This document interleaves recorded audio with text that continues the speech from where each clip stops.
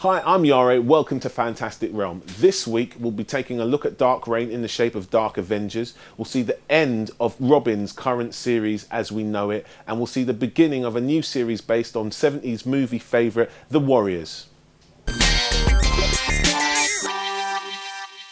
Dark Reign continues in this. Dark Avengers 2. Norman Osborn and his bootleg Avengers continue their career as a super team. And what have we learned from Dark Avengers so far? Cheat one guy and you're a con man. Cheat the whole country and you're Minister of Defence.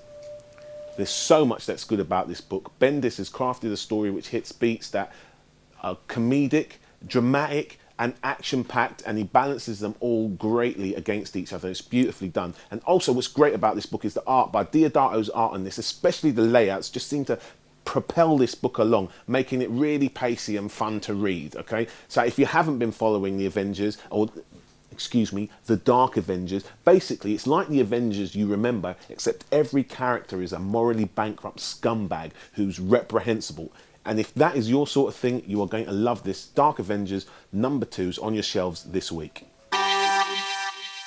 The first issue of this adaptation of the movie The Warriors hits your shelves this week, and I was a little concerned about it because The Warriors is something that I have a huge amount of affection for. It's one of those movies from your childhood that you really wanted to see because all the older kids talked about it. When you finally got to see it on Betamax or whatever it was really, really exciting. And this is a great kind of adaptation. It does what a comic book should do in that it takes those original characters, and the art and the look of it really invokes that kind of 70s Bronx kind of dark inner city feel, but it also hits lots of beats in this story that the movie simply doesn't have time for. So you get a more detailed, richer kind of Warriors experience. I really enjoyed issue #1, and we'll be checking out the whole of this 5-part mini series. And if The Warriors is something that you enjoyed, you may well enjoy experiencing it again slightly differently in the comic book, which hits your shelves this week.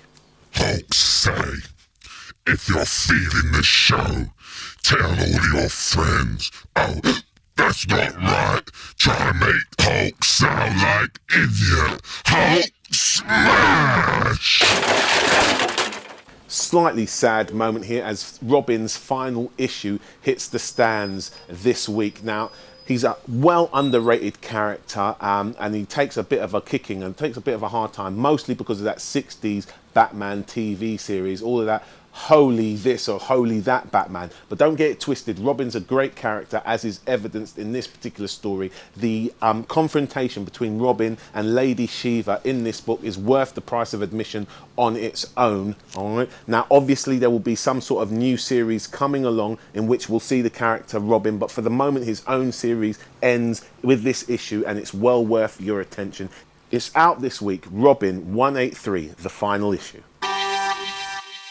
A really nice mini-series comes to an end this week. This is NYX No Way Home, part 6 of 6. If you've not been following this, it's a real nice teenage mutants book, right?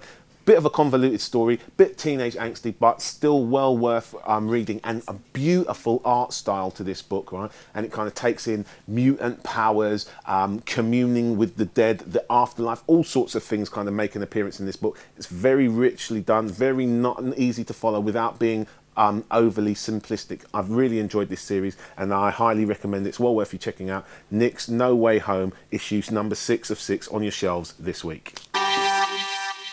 There's loads of other stuff for you to spend your money on. Let's round up this week's other releases.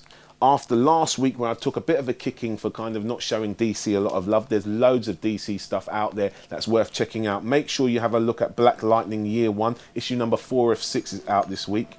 Also, Supergirl #38, very, very readable book, though I don't know if it's because Supergirl is just fit. What are you going to do? Justice League of America, issue #30. This is good fun as well. And other DC action out this week is The Outsiders #15, set up by that one shot we looked at last week, okay? Also out is Ultimate Fantastic Four. This film hits issue #60 this week.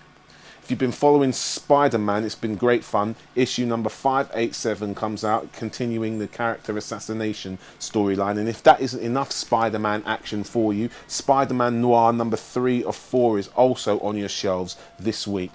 All right, that's about all we've got time for this week. Leave us comments, send us emails, rate us, subscribe, and don't forget, if you're feeling the show, let somebody know. You can buy any of the books we reviewed at fantasticrealm.co.uk, and don't forget to quote the code FAN1 to get yourself a 10% discount. You can also check us out at our eBay store and see more videos, or join our online communities at Facebook, MySpace and YouTube. We've now launched the Fantastic Realm video podcast on iTunes, so feel free to add a comment about this video below, and don't forget you can drop by the store to check out what we've got in stock.